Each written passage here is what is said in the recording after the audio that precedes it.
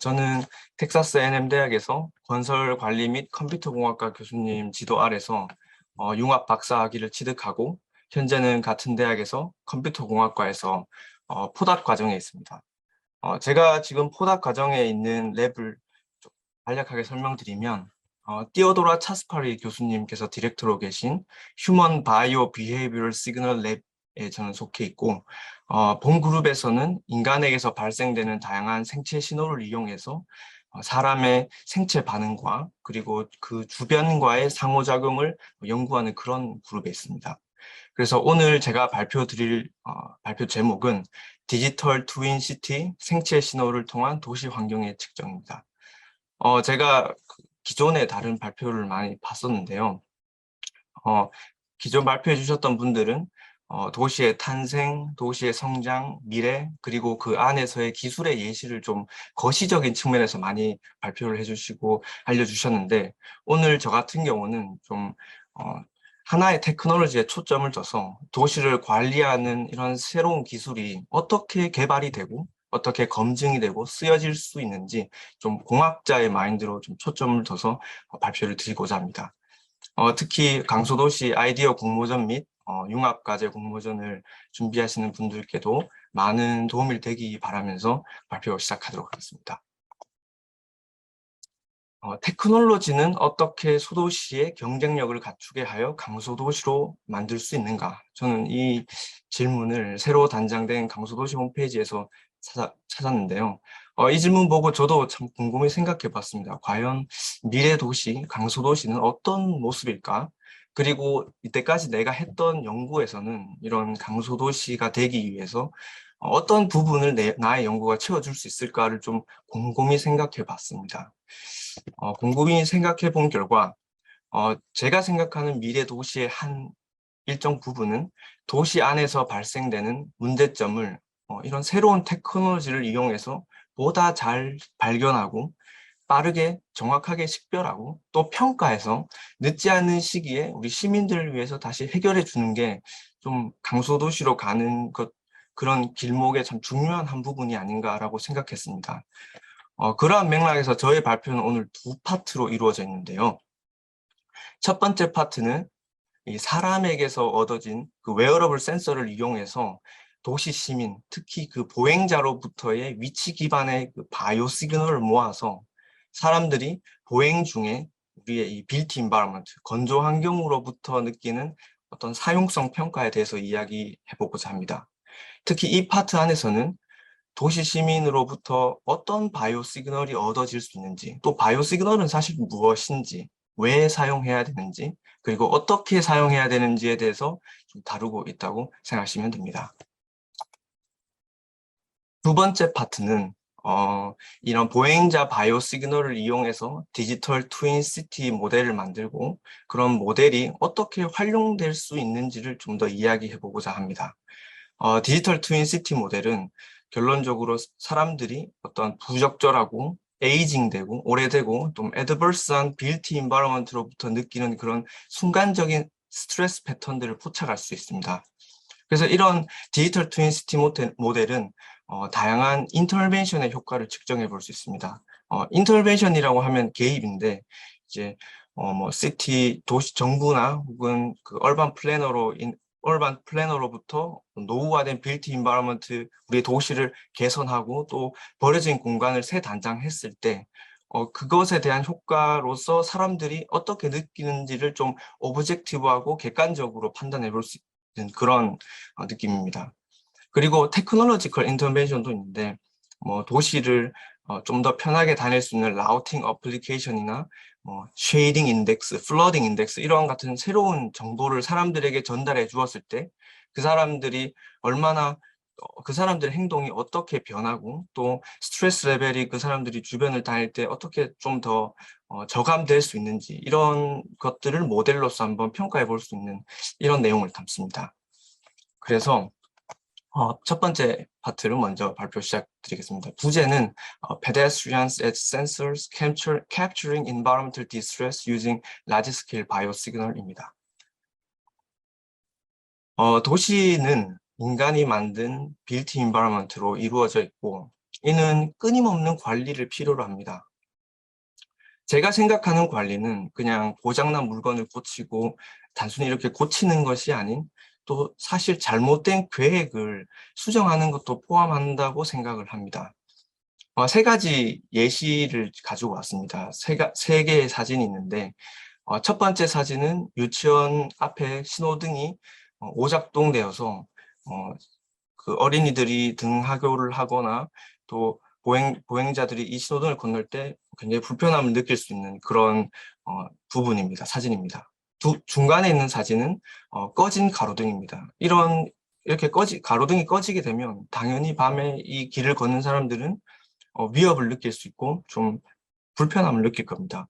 그리고 세 번째 사진은 사이드웍이 없는 혼용도로의 이야기입니다. 아마 한국에는 이런 혼용도로가 굉장히 많은데 뭐, 제가 통계를 잠깐 살펴봤는데 보행자 교통사고의 3분의 1이 이런 혼용도로에서 발생됐다고 하니 이런 혼용도로도 굉장히 사람들에게 불편함을 줄 수 있는 그런 어찌 보면은 이게 잘못 디자인될 수도 있는 부분이라고 할 수 있겠습니다. 그래서 이런 에이징되고 잘못 디자인된 빌트 인바이러먼트는 도시 이용자로 하여금 불편함과 스트레스를 계속 유발하고 이게 계속 방치가 된다면 더 큰 문제로 이어질 수 있습니다. 한 가지를 조금 더 디테일하게 말씀을 드리겠습니다. 지금 보시는 내용은 한국 소비자평가원의 안전감시국에 따른 통계 자료인데요. 저는 좀 되게 놀란 게 대한민국 2020년 한 해에 총 8,400건의 어린이 교통사고가 발생했다고 합니다. 이 한 해에 발생된 겁니다. 그리고 24명의 어린이가 2022년도에 안타깝게도 목숨을 잃었다고 합니다. 근데 이제 이 이유를 살펴보면 여러 가지 이유가 있겠지만 뭐 이렇게 빌트 인바이러먼트가 노후화되고 또 예를 들어 학교 집 앞에 이런 신호등이 고장나거나 또 굉장히 중요한 이런 노면의 표식들이 계속 사라지면서 이런 사고가 계속 발생이 될 수 있다는 겁니다. 근데 이런 것들은 빠른 시간에 인터벤션이 좀 필요한데 개선이 필요한데 이 보고서 안의 내용을 자세히 살펴보니 대부분 정부적 차원에서 한두 명의 인력이 그 장소에 나가서 문제가 있는지 없는지를 체크하고 그것을 추후에 개선해 준다는 걸 알 수 있었습니다. 그리고 또 다른 방법을 말씀드리면 뭐 여기 이 지역을 이용하는 뭐 그 이용객들이 이제 도시 그 정부에다가 연락을 해서 좀 개선해 달라고 요청을 하거나 혹은 최악의 상황은 이제 여기서 큰 사고가 발생돼서 많은 어텐션이 이 지역에 집중이 돼서 이제 개선이 되는 뭐 이런 식의 관리가 좀 티피컬한 관리인 것 같습니다. 그래서 이 주변의 시설을 이용했던 사람들은 이러한 노후화로 지속적인 스트레스와 불편함을 겪었을 것이 분명합니다. 미국의 경우도 사실 많이 다르지는 않습니다. 여기 세 가지 예제가 나와 있는데 가장 왼쪽에 보이시는 툴은 미국의 Department of Transportation에서 제공하는 워커빌리티를 체크하는 이런 서베이 툴이고 가운데는 CDC에서 제공하는 빌트 인바이러먼트 관리 툴입니다. 그리고 세 번째는 뉴욕 같은 경우에는 311 Complaint Call Service라고 해서 도시 내에서 불편함을 느끼는 사람들이 이제 그 정부에다가 언제든지 리포팅을 할 수 있는 서비스입니다. 그래서 비슷한 방법으로 도시를 관리하고 있는데 이러한 방식이 물론 유용하고 필요한 건 사실이나 또 내재적인 좀 그 리미테이션을 가지고 있는 건 사실입니다. 어떤 리미테이션이 있냐면 첫 번째로 아까 말씀드렸듯 비용이나 시간적 측면에서 굉장히 비효율적입니다. 그렇다 보니 자주 이런 서베이를 할 수가 없어서 빠른 시간 내에 시기적절하게 그 어떠한 개입을 하기가 힘들고 또 서베이나 컴플레인 콜은 주관적이라서 그 당시에 실제로 그 사람이 느꼈던 그 불편함을 좀 재현하기가 힘듭니다. 그리고 컴플레인 콜이나 서베이 툴은 좀 편향될 수가 있어서 그런 리포팅하는 사람에 의해서 그래서 이러한 하나의 또 몇 개의 툴이 이 우리 도시 안에 있는 다양한 인구 연령이나 다양한 그룹의 니즈를 적절하게 반영하지 못할 수 있습니다. 물론 앞서 말씀드렸듯이 이러한 접근은 여전히 필요하고 중요한 정보를 전달하는 것은 사실입니다. 그러나 우리는 문제점을 찾았고 새로운 테크놀로지를 개발하고 받아들여서 사실 우리 도시를 위해서 더 나은 관리와 계획이 필요한 것도 사실입니다. 이러한 맥락으로 굉장히 최근에 보행자로부터 얻어진 바이오 시그널로 빌트 인바이러먼트를 이해하고 평가하려는 시도가 생겨나고 있습니다. 통계에 따르면 한 2020년도까지 약 1억 7천만 대의 웨어러블 디바이스가 전 세계에 팔렸고 데이터 퀄리티나 프라이버시 프로텍션 측면에서도 많은 기술적 도약이 있어 왔습니다. 여기 보시는 자료는 미국의 경우인데 2025년 정도가 되면 미국 인구의 약 4분의 1이 웨어러블 디바이스를 사용하게 된다고 할 만큼 이미 웨어러블 센서는 모두의 그런 많은 사람들이 이용하는 그런 기술이라고 할 수 있고 그런 맥락에서 좀 유망성이 있다고 할 수 있습니다. 그래서 저의 기존 연구와 이런 본 연구들에서 그리는 최종 목표는 사람들로부터 크라우드 소싱 되어 얻어진 이런 위치 기반의 바이오 시그널을 이용해서 사람들이 부적절한 그리고 에이징되고 어드버스한 빌트 인바이러먼트로부터 느끼는 그런 순간적인 디스트레스 패턴을 포착하고 그것들을 어플리케이션이나 맵 같은 이런 비주얼라이제이션을 통해서 일반 사람들에게 그 공유를 하고 또 피드백을 받는 이런 목표가 있습니다. 그래서 어떤 바이오 시그널을 많이 사용하고 있고 또 우리가 사용할 수 있는지를 간략하게 설명드리고 다음으로 넘어가고자 합니다. 저는 제가 생각하기로는 지금 보시는 세 개의 바이오 시그널이 좀 유망하다고 생각합니다. 왜냐하면 이 세 개의 바이오 시그널은 이미 상용화된 센서로 크라우드 센싱이 가능합니다. 그리고 이미 상당수 엄청나게 많은 연구들이 이런 바이오 시그널이 그 주변 자극에 대한 사람의 물리적, 심리적 반응을 담을 수 있다고 이미 입증이 많이 되어 있습니다. 아마도 워킹 패턴이랑 심박수는 좀 아마도 직관적으로 아실 수도 있는데 EDA, 일렉트로더멀 액티비티는 좀 생소하실 수도 있습니다. 좀 간략히 설명을 드리면 EDA는 이미 많이 접했을 수도 있습니다. 그 우리가 영화나 뭐 드라마 같은 데 보면 이제 범죄자들에게 이제 거짓말 탐지기를 가끔 씌우는 경우가 있지 않습니까? 그 거짓말 탐지기에서 메인으로 사용되는 게 EDA 시그널입니다. 많은 바이오 피드백 치료 장치가 EDA를 사용해서 사람들의 스트레스 반응 지표를 얻고 그 사용자가 그런 스트레스 불안 제어를 돕는 뭐 이런 느낌의 시그널이라고 할 수 있겠습니다. 그러면 이미 이러한 센서랑 시그널을 통해서 최근 선행 연구들이 시작되어 왔습니다. 여기 두 가지의 예시가 있습니다. 하나는 스탠포드 대학에서 나온 거고 하나는 영국의 브링햄 대학에서 나온 겁니다. 이러한 최근 기존 연구들은 대부분 보면 실험 세팅으로 도시 안의 지정된 길을 웨어러블 센서를 착용하고 걷도록 유도합니다.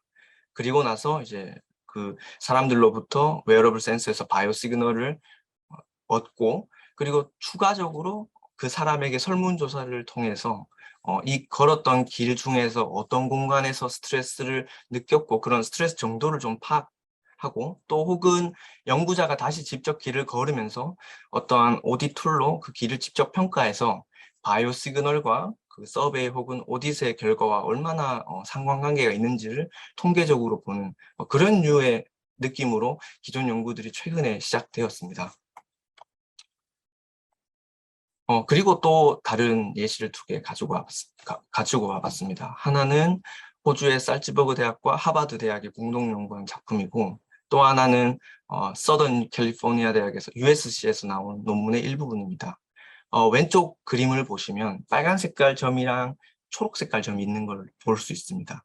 빨간 색깔 점은 이제 이 길을 걸었던 사람들이 이 지점에는 뭔가 좀 내가 스트레스를 받는 포인트가 있었다를 체크한 것이고, 초록 색깔 점은 스트레스를 받은 적이 없다. 이 지점에서는 이제 이런 서브젝트 리포팅이고, 이거와 이제 그 바이오 시그널과의 관계를 뭐 정성적으로 혹은 정량적으로 통계를 모델로 이렇게 보는 이런 식의 연구가 대다수 많이 진행되고 있습니다. 그래서 기존 연구들은 바이오 시그널이 유망하다고 계속 에버던스를 제공하고 있고, 하지만 이러한 유망성에도 결국 우리는 이 어프로치를 우리의 실제 생활에서 사용해야 되는데, 그러기에는 아직은 조금 더 연구가 필요한 부분들이 있습니다. 제가 세 가지로 그 문제점들을 한번 정리를 해보았습니다. 첫 번째로는 바이오 시그널이 우리의 이 빌트 인바이러먼트 안에 있는 특정 환경을 포착할 수 있고 그거와 연관성이 있는지가 좀 부족합니다. 앞선 연구들은 빌트 인바이러먼트와 다양한 요소와 바이오 시그널의 그런 통계적인 상관관계를 보는 데 그치고 있는데, 실제로 우리의 우리가 모은 이 바이오 시그널이 우리가 타겟으로 하는 그 스트레서, 그 빌트 인바이러먼트의 그 하나의 요소를 진짜 포착할 수 있는지에 대한 좀 그런 근원적인 연구가 아직은 좀 더 필요하다고 생각이 듭니다. 두 번째로는 이제 바이오 시그널은 굉장히 진짜 로우 바이오 시그널을 보시면 잡음이 엄청 많습니다. 노이즈도 많고. 왜냐하면 이게 실험실 환경에서 VR 환경에서 대부분 많이 사용해 왔는데, 이것이 바깥 환경에서 우리의 일상에서 사용되게 되면 엄청나게 많은 시그널 잡음이 포함되어 있고, 좀 더 새로운 메소돌로지와 좀 메소돌로지컬 어드밴스가 아직 좀 필요한 상황입니다. 그래서 이런 환경 자극에 의한 그런 두드러진 패턴을 더 잘 포착할 수 있는 좀 컴퓨터 공학적인 그런 프로세싱 방법이 더 필요하고, 좀 머신러닝이나 AI를 통한 그런 데이터 드리븐 방법들이 필요합니다. 그리고 세 번째는 결국 이제 이거는 우리의 일상에서 사용되는데, 이 일상에서 사용을 테스팅해본 그런 페이퍼는 굉장히 극소수의 불과합니다. 우리가 진짜 이것이 일상생활에서 사용되고 이것이 정말 우리의 일상에 도움이 되는지를 한번 테스트해 봐야 합니다. 그래서 다음 슬라이드부터는 제가 말씀드린 이 문제점들을 어떻게 해결하려고 노력했는지를 좀 간략히 설명해 드리겠습니다. 먼저 실험을 하나 계획을 했습니다. 텍사스 A&M 대학에서 실험을 계획했는데 굉장히 좀 흥미롭고 전 개인적으로 재미있는 실험이라고 생각을 합니다. 사람들을 31명 정도를 리크루트먼트해서 사람들에게 바이오 시그널을 착용을 부탁을 드리고, 그 사람이 이제 보행 상태 중에 하나의 그런 환경 자극을 바이오 시그널이 포착할 수 있는지를 살펴보는 실험을 진행했습니다.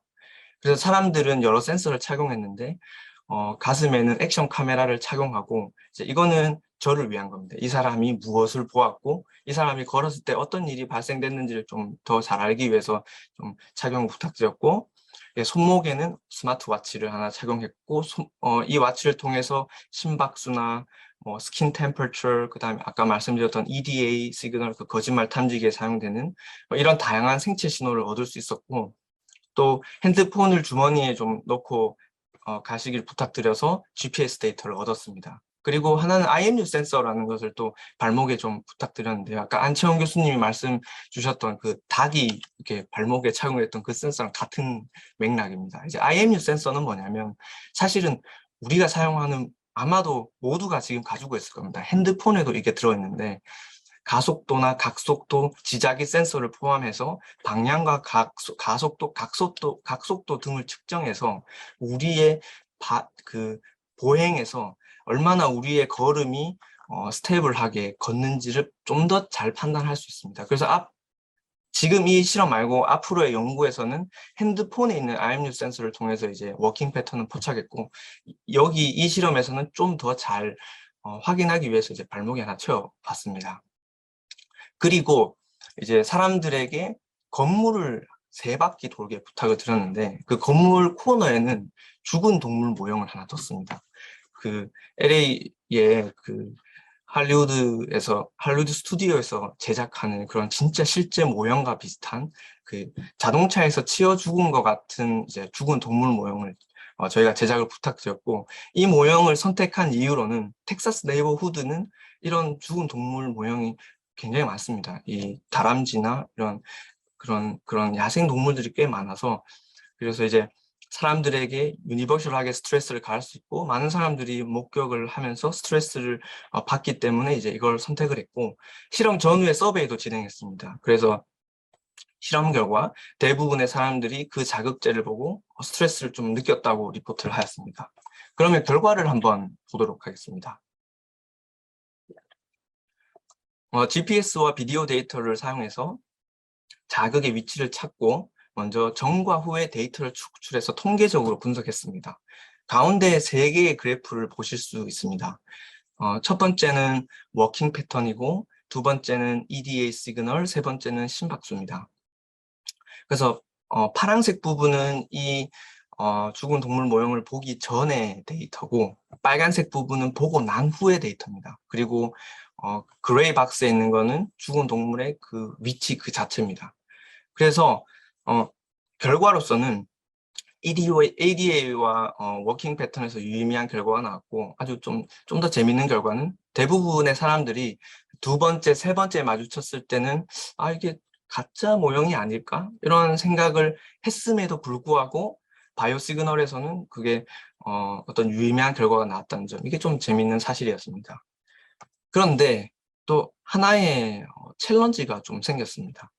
이렇게 숏텀에서는 작은 이 국소적으로 전과 후, 이 스티뮬라이를 보기 전과 후는 저희가 비교를 할 수 있었는데, 실은 이 전체 데이터셋에서 이 죽은 동물의 모형을 찾아내야 이 어프로치가 좀 더 사용 가능하기 좋은 건데, 이게 정말 쉽지가 않았습니다. 왜냐하면 여기 이제 예제 그래프를 보시면 이렇게 빨간색 네모점으로 막 탁탁 튀어 있는 게, 이게 알 수 없는 이런 팩터로 인한 이런 노이즈라고 할 수 있습니다. 그래서 우리는 이런 이 죽은 동물에 의한 이 시그널의 이 패턴을, 두드러진 패턴을 좀 더 잘 인식하게 할 수 있는 좀 메소돌로지가 아직 더 필요하구나라는 것을 인식하게 되었습니다. 그래서 이제 세일런시 디텍션 어널리시스라는 새로운 방법론을 제안을 했었습니다. 연구팀에서 같이. 근데 이 연구는 좀 재밌습니다. 이것도 이미지 분석에서 모티브를 따왔습니다. 제일 왼쪽 제일 위에 보시면 작은 동물, 촉제비 동물을 볼 수 있습니다.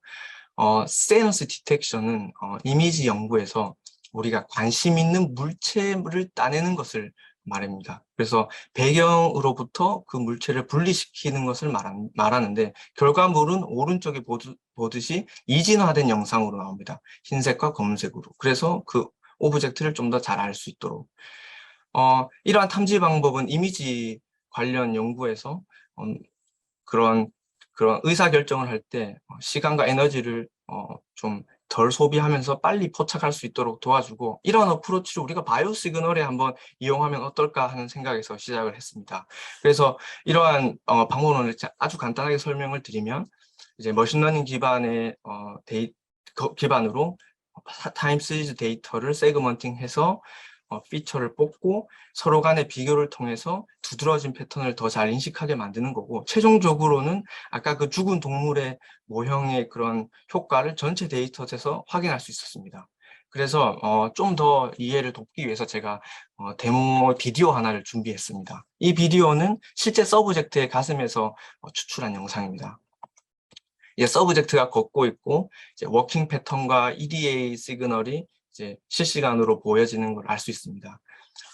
오렌지 부분은 로우 데이터고, 그 파란 색깔 부분은 데이터 처리된 시그널입니다.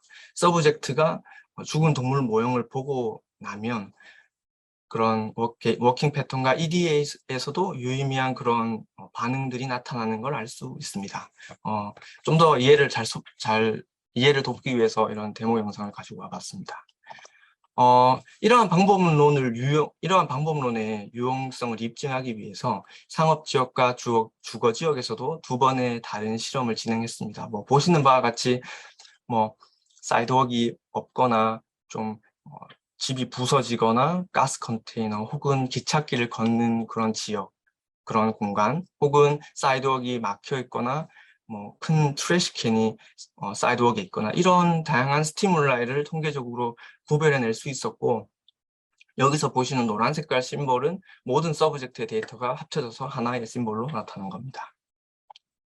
그리고 좀 더 어드밴스하기 위해서 다른 연구들도 같이 진행했는데, 바이오 시그널만 이용하는 게 아니라 구글 스트리트 뷰나 그런 사람들이 직접 제공해준 이미지 데이터를 이용해서 좀 더 정보를 뽑아내서 더 높은 정확성을 좀 해서 좀 올릴 수 있지 않을까? 뭐 이런 모티베이스로 더 연구를 진행했고,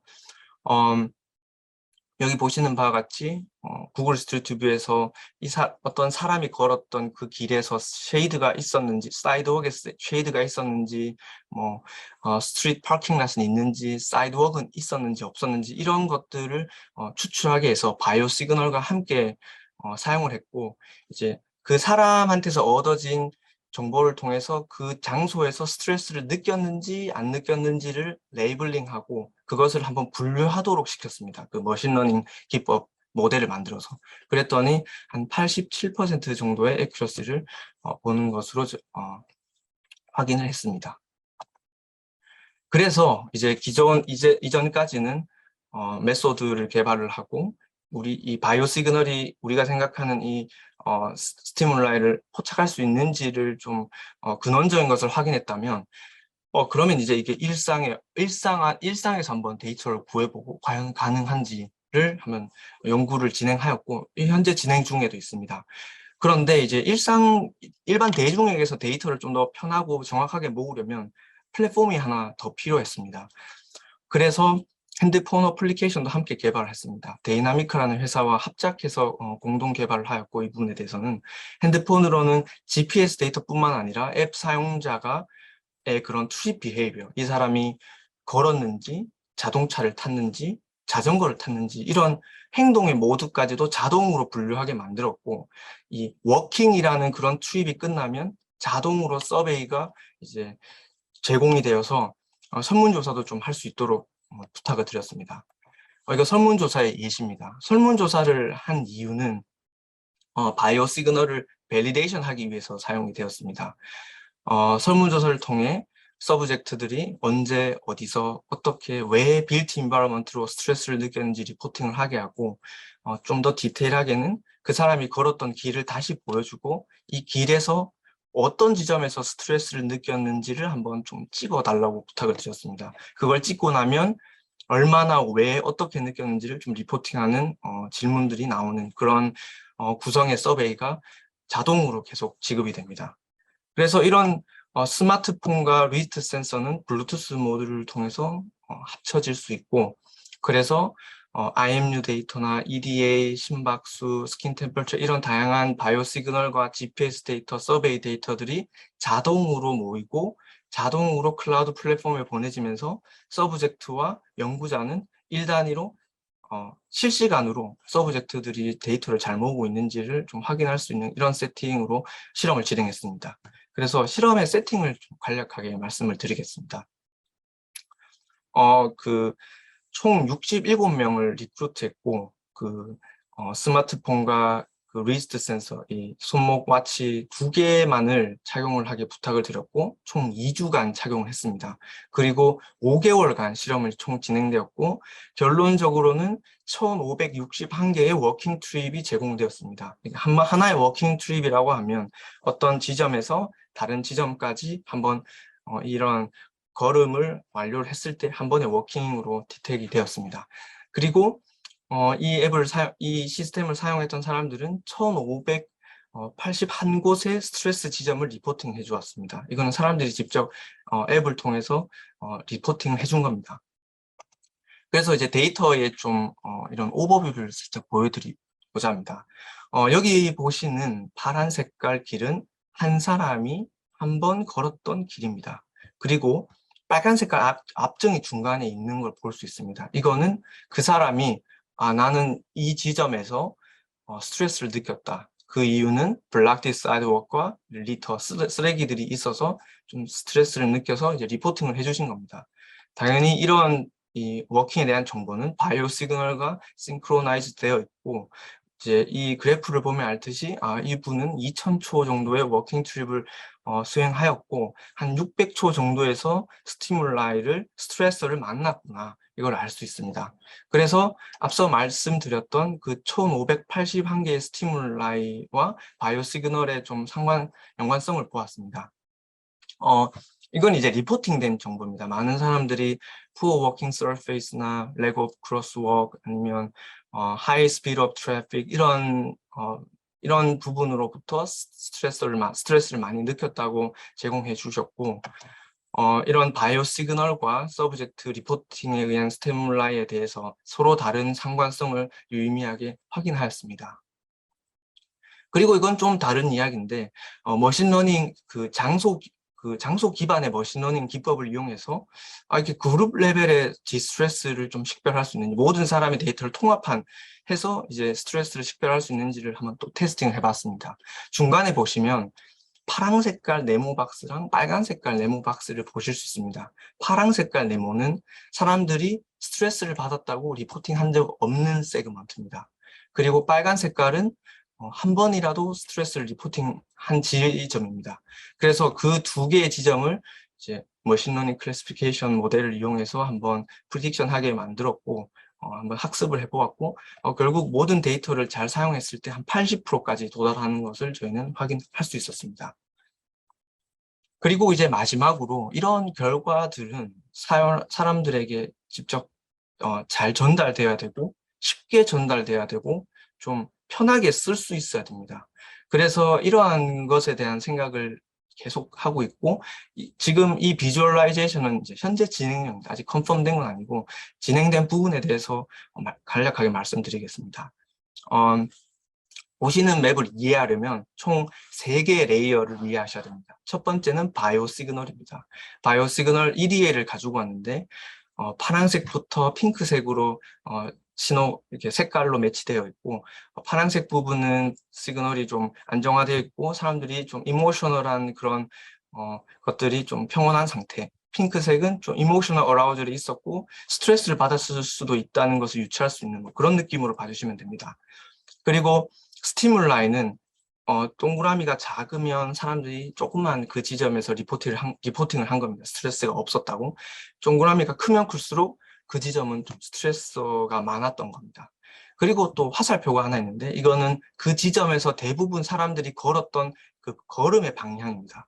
그래서 이 세 번째 네모 박스를 보시면 대부분의 사람이 왼쪽에서 오른쪽으로 걸었다는 걸 알 수 있고 왼쪽에서 오른쪽으로 걷다가 블락디 사이드웍이나 푸어 워킹 서페이스 리러 같은 많은 스트레서를 만났다는 걸 짐작할 수 있습니다. 그리고 바이오 시그널은 초록색에서 노란색으로 변하는데 이것은 어떤 이 스티뮬라이로 인해서 이모셔널한 어라우절이 있었고 아마 이런 스트레서의 영향으로 스트레스를 받은 게 아닌가라는 그런 것들을 생각해 볼 수 있는 이런 비주얼라이제이션 맵입니다.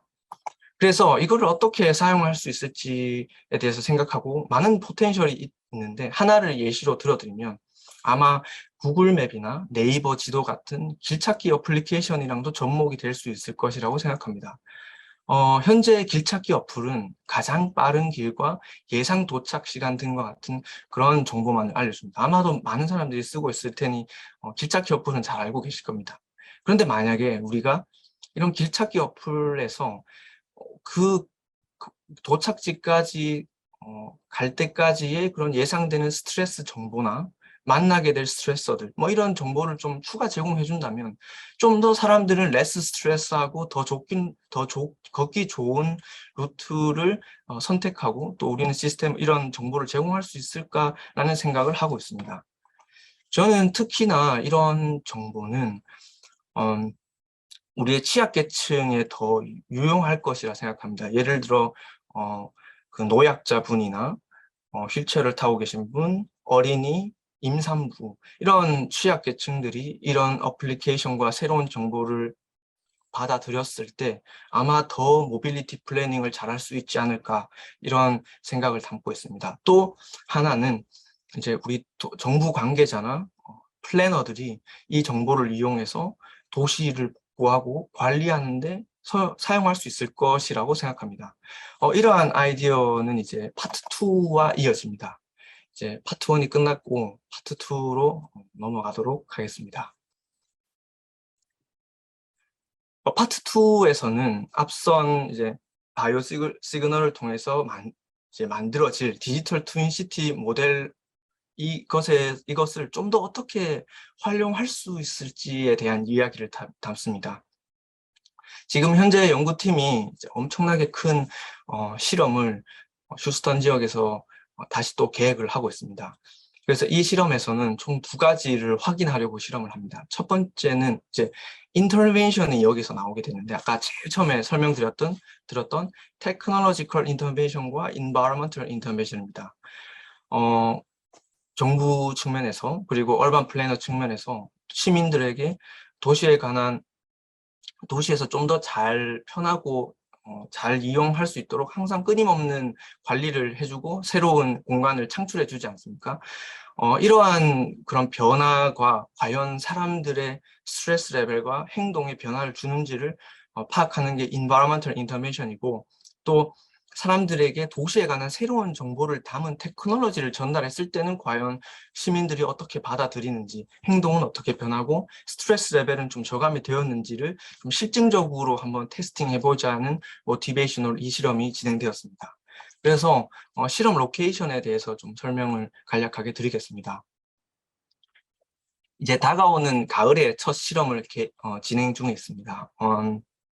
실험은 미국 텍사스주의 매그놀리아 파크 맨체스터 지역이라는 마을에서 계획이 되고 있습니다. 이 마을은 약 한 2,000명 정도 노인분이 살고 계시다고 센서스 데이터를 통해서 알 수 있었고, 헬스케어 시설, 레크레이셔널 센터와 같은 다양한 시설이 있어서 아마 다양한 목적의 도보 여행이 가능한 그런 마을입니다. 그래서 이 지역에서 한 인구 통계의 한 10% 정도, 150명에서 200명 정도의 노인분들을 리크루팅해서 실험을 진행할 예정입니다. 그래서 실험의 타임라인과 계획들을 간단히 설명드리면, 150명에서 200명의 노인분들은 총 3번의 실험을 해주실 예정입니다. 그래서 와치와 핸드폰 2개를 저희가 제공을 해드리고, 그 2개를 이제 가지고 편하게 일상생활을 2주 동안을 부탁을 드릴 겁니다. 그것을 총 2주 3번을 웨이브 1, 2, 3로 해주셔야 됩니다. 노인분들께서는.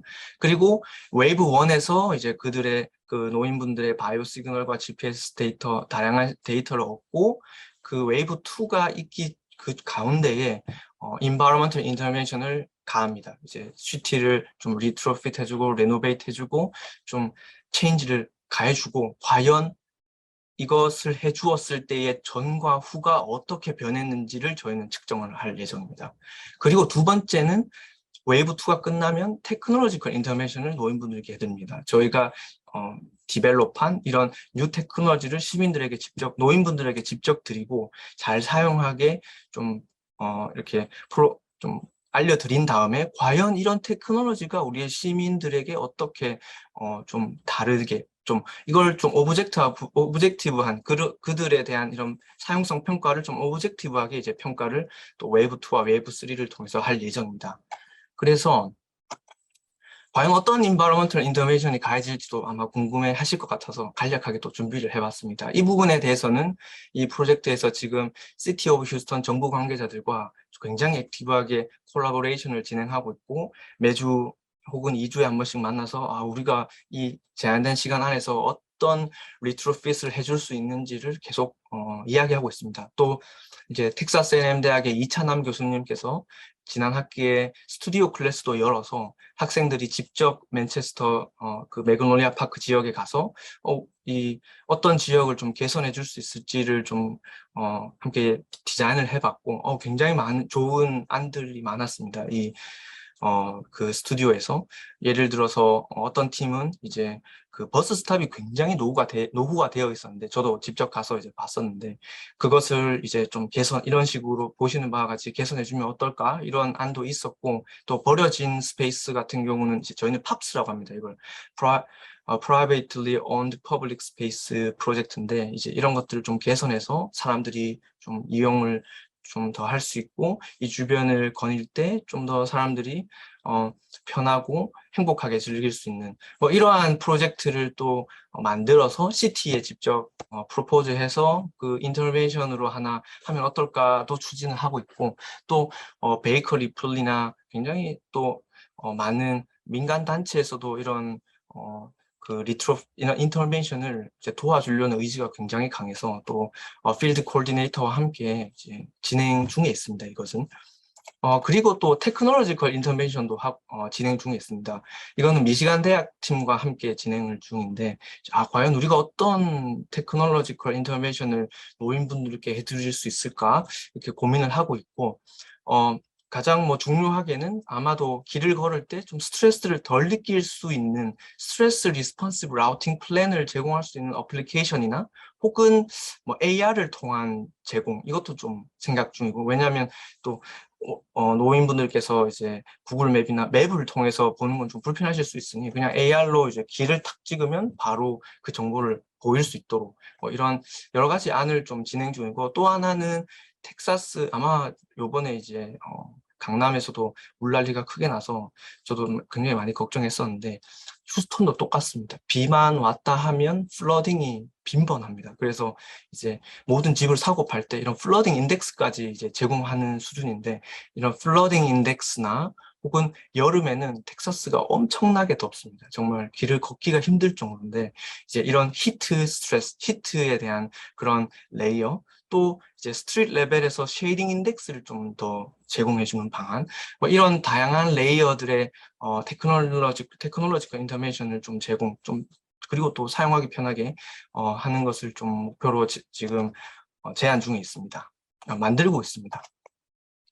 그래서 이제 이 프로젝트는 아마도 이 프로젝트를 통해 우리가 알 수 있는 것은 이제 노인분들 그리고 또 다른 파퓰레이션의 사람들이 어디서 왜 그리고 얼마나 어떻게 스트레스를 빌트 인바이러먼트로부터 느꼈는지를 확인할 수가 있고 그리고 이러한 정보는 우리가 도시를 디자인할 때 펄리스를 만들 때 그리고 테크놀로지를 주어줄 때 어떻게 이것들을 더 잘 주어주고 더 잘 디자인되게 할 수 있는지를 좀 더 나은 플랜을 할 수 있는 그런 좀 그런 정량적인 지표가 이제 주어질 수 있지 않을까 이런 목표로 이제 이런 것들이 주어질 것 같습니다. 이런 프로젝트를 통해서.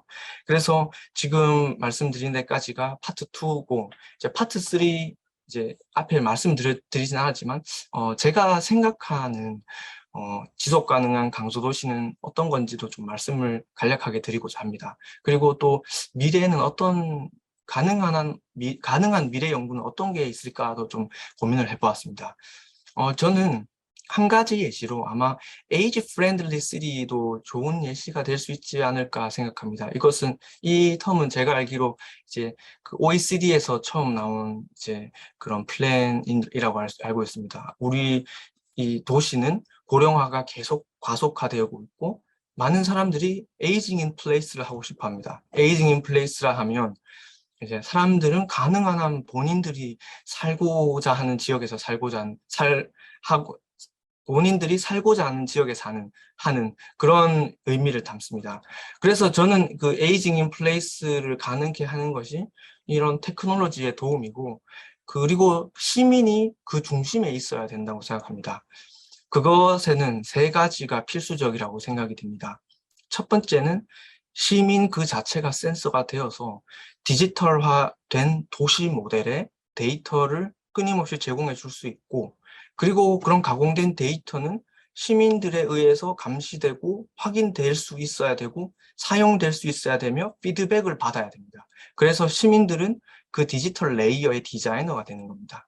그리고 최종적으로는 우리 시티즌들이 이 플랫폼을 잘 이용할 수 있고 이것이 우리의 삶에 받아들여져야 됩니다. 이것은 결국 우리에게 더 나은 서비스와 좋은 정보를 제공할 수 있을 것이라고 저는 생각을 합니다. 좀 더 디테일하게 말씀드리면 뭐 하나의 아이디어입니다.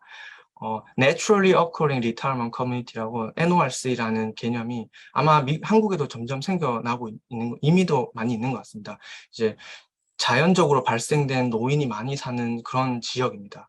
그런 지역이 아마도 이런 플랫폼과 인포메이션이 꼭 필요할 것 같습니다. 그래서 그런 지역에서 이러한 테크놀로지가 제공이 되고 그런 도시 시민들은 데이터를 제공하고 사용하고 피드백을 주고 또 폴리스 메이커들은 그것에 영향을 받고 다시 제공을 하고 이런 선순환을 거친다면 결국 소도시는 강소도시로 갈 수 있는 길에 서 있지 않나라는 테크놀로지 측면에서 이제 그렇게 저는 생각을 합니다. 특히나 조금 더 이제 이런 이야기를 드리면 사실은 뭐 이미 진행 중인 나라 그런 지역도 있습니다. 예를 들어서 프랑스 파리 같은 경우는 에너지나 인프라스트럭처에 대한 디지털 트위닝을 진행 중이고 싱가포르는 디지털 싱가포르라는 그런 문구로 에너지나 그다음에 부동산 등등 많은 부분에 대해서 디지털 트위닝을 시작하고 있습니다. 런던도 뭐 그런 크라임 레이트나 퍼블릭 세이프티 같은 곳을 트위닝하기 시작을 했고 아마도 제가 생각하는 것은 디지털 트윈 시티라는 레이어를 우리가 먼저 만들게 되면 이런 플랫폼을 만들게 되면 거기에 레이어가 계속 쌓이게 되고 데이터의 레이어가 쌓이기 시작하고 이것은 아마 폴터블 시티라는 개념으로 넘어갈 것 같습니다. 폴터블 시티라 하면 핸드폰이나 그런 장치만 있으면 사람들이 언제나 우리의 도시를 지속적으로 볼 수 있고 관리할 수 있고 데이터도 줄 수 있고 피드백을 받을 수 있는 이런 플랫폼의 장이 열릴 것이라고 생각합니다. 그렇게 되면 이것은 벌추얼 시티로 넘어가서 VR이나 AR을 통해서 사람들이 좀 더 잘 이해할 수 있고 이머시브하게 사용할 수 있지 않을까 생각을 합니다. 조금 더 영구적인 관점에서 봤을 때는 벌추얼 시티가 되면 이제 시티 플래너나 정부 입장에서는 앞으로 이루어질 것에 대한 계획을 미리 디자인하고 사람들은 그것을 사전에 보면서 사용성 평가를 해줄 수도 있는 이런 영구적 아이디어도 있을 수 있고 AR 같은 경우는 이미 진행되고 있는데 하수구나 이런 것들을 핸드폰으로 비치기만 하면 그 하수구의 밑이 어떻게 다 구성되어 있고 이런 소개 레이어까지도 보여주는 이런 것들에 대한 버추얼 시티가 되며 최종적으로는 모든 시티가 디지털 레이어로 연결이 되고 사람들도 긴밀히 연결되며 지역 서비스와 사람이 연결이 더 되어서 모든 사람이 좀 이퀄리티하게 균등하게 이런 연결이 되어 이런 서비스를 이용하지 않을까 생각을 합니다. 마지막으로 제가 말씀드리고 싶은 게 있는데 제가 최근에 2007년 스티브 잡스가 아이폰 1세대 프레젠테이션 하는 걸 다시 봤었습니다. 저는 이제 프레젠테이션 가끔 이렇게 제가 하기 전에 기존에 이렇게 프레젠테이션을 잘하는 그런 유명한 분들을 이렇게 계속 복귀하는 걸 좋아하는데 예전에는 스티브 잡스 아이폰 1세대 프레젠테이션을 봤을 때 아이폰 되게 대단하다. 스마트폰 정말 새로운 시대를 열었구나 생각을 했는데 이번에 보니까 좀 새로운 시각이 하나 있었는 게 그 첫 프레젠테이션에서 스티브 잡스가 무엇을 보여줬냐면 이제 구글 맵을 보여줬습니다. 이 아이폰으로는 구글 맵을 볼 수 있고 이 구글 맵은 모든 상점의 위치가 보여지고 스타벅스에 전화를 걸 수 있고 바로 그래서 스티브 잡스가 스타벅스에 전화를 걸어서 2,000잔인가 2,000에서 3,000잔 정도의 아메리카노를 시켰다가 이제 장난으로 끊는 그런 내용이 나오는데 그걸 처음 봤을 때 우리들은 저런 맵을 진짜 사람들이 사용할까? 이런 생각을 아마 했었을 겁니다. 그런데 지금 네이버 지도 다음 지도, 그다음 구글 맵 모두가 사용하는 플랫폼이 되지 않았습니까? 저는 아마도 이런 디지털 트위닝은 아마 계속 될 것 같고 아마 많은 사람들이 편하고 쉽게 사용되는 플랫폼이 언젠간 되지 않을까라는 생각을 합니다. 물론 이러한 테크놀로지는 아까 안치홍 교수님께서 말씀 주셨듯 프라이버시 정보 불평등 이런 많은 문제점들을 해결해 가야 되는 그런 사안도 있지만 사실 우리가 생각해 보면 태초에 인간이 돌로 칼을 만들었습니다. 이 신석기 시대에. 근데 그 칼은 사람을 죽일 수도 있지만 지금 생각해 보면 엄청난 문명을 이루었습니다. 그래서 이런 테크놀로지를 참 잘 사용할 때 모든 사람을 위하고 좀 안전 장치를 잘 했을 때 정말 좋은 그 강소도시로 향할 수 있는 그런 발판이 되지 않을까 저는 이렇게 생각했고 저의 발표는 오늘 여기까지입니다. 그래서 제가 오늘 발표드렸던 연구는 저의 박사과정의 메인을 담은 연구가 였고 그리고 또 NSF 미국의 두 개의 펀딩에서 서포트를 받았고 텍사스 A&M 그랜트도 있었고 안창범 교수님, 띄어도라 교수님, 이찬환 교수님, 함영식 교수님, 이상현 교수님, 남윤우 교수님, 제인 윈슬로우 교수님, 이한울 박사, 이강 박사 등 다른 학생들도 많은 좀 직접적, 간접적 컨트리뷰션을 이 발표에 많이 해주셨습니다. 이것은 저의 발표의 레퍼런스고 감사합니다. 여기까지입니다.